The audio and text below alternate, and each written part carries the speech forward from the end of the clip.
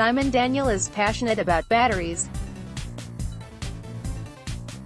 The founder and chief executive of Moixa, a British smart technology company, believes battery energy storage is the next big disruptor to the energy sector, and he fully intends to be at the forefront of the revolution. In fact, Daniel's vision for Moixa is that it will manage all batteries in the world, from household and IoT, Internet of Things, to electric vehicles and robotics. "We have depth and breadth of experience in batteries," he tells Utility Week, as we sit drinking tea in the Speakers Lounge at Utility Week Live 2018.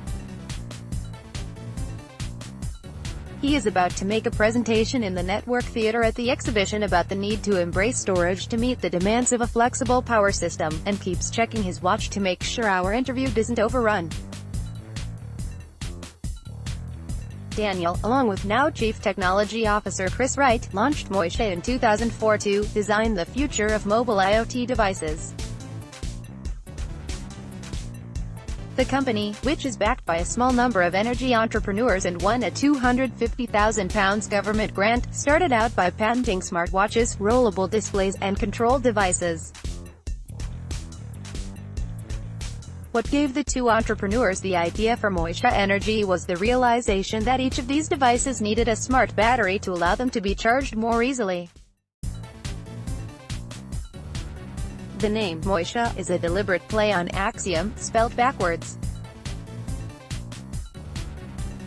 That's how we invent, by rethinking core assumptions, or axioms, in the market. Moixa Energy launched its first product, USB Cell, a battery that charges via USB, in 2006. We then did a lot of research between 2007 and 2010 on smart homes and energy.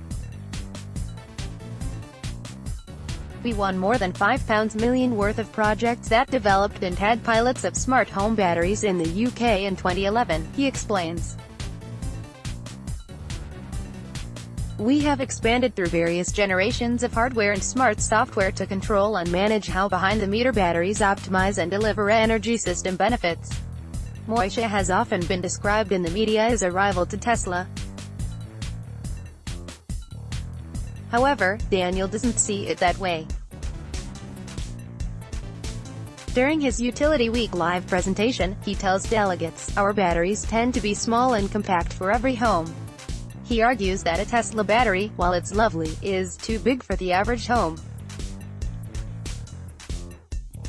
On average, 20% of a Tesla battery is used on a daily basis, he claims.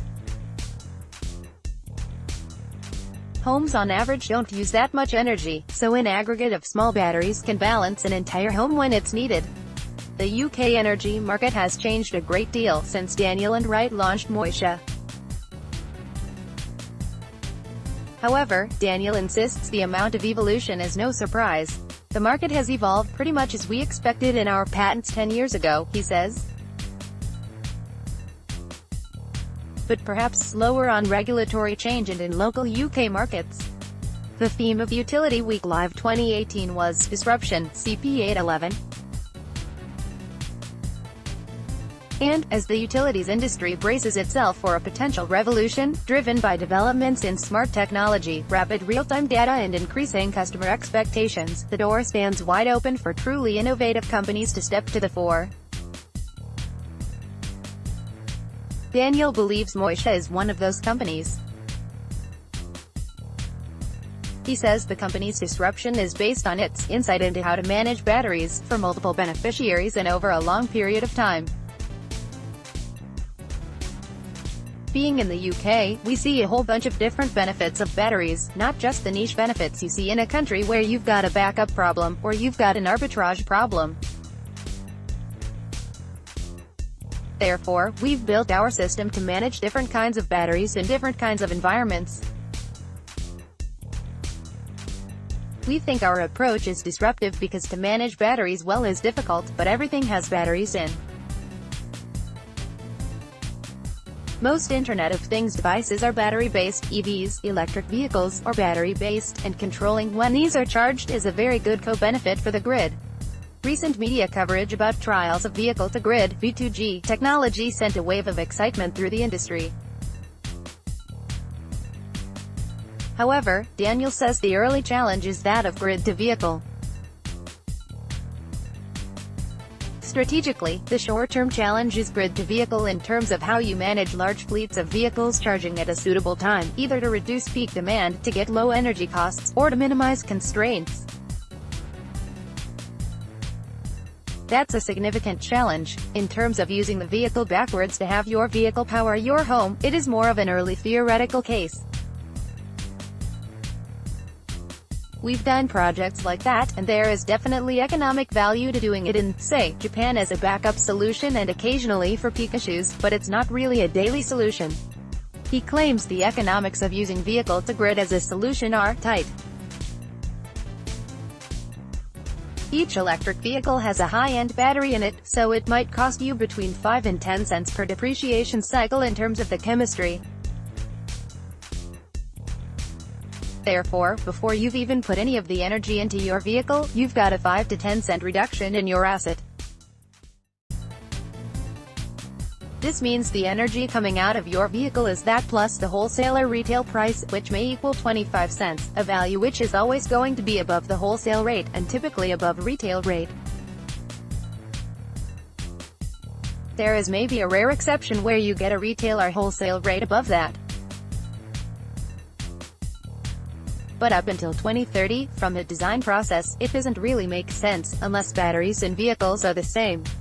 Moixa, although UK-based, is involved in multiple projects globally in the area of V2G, G2V charging and, Daniel claims, we'll probably have better evidence on what you can and can't and shouldn't do in a year or so. So how does he see the UK energy industry evolving over the coming years? And how will Moixa ensure it is at the forefront of the change? Over the next 10 years, battery prices are falling, and energy prices are rising, he says. We have the new RIIO period. There's also the shift from DNO, distribution network operator, to DSO, distribution system operator, and the separation of part of the function of national grid. And there's increasing electrification of vehicles and heat. There's a lot more strain on the grid and a lot of investment needed. Daniel explains that, in order to respond to rising challenges, you need not only flexibility, but also, things you can do quickly. Solar and battery you can put out per gigawatt-hour in a year, he says. Whereas a new power station might cost £1 billion and take 15 years. The role of consumer technology as a grid-edge aggregate is very significant because there's nothing stopping me, in the regulations, from putting out millions of batteries and turning them on and off just for fun. Ultimately, if I turn them on and off usefully for the grid, it's going to save the network money and it's going to save the nation money.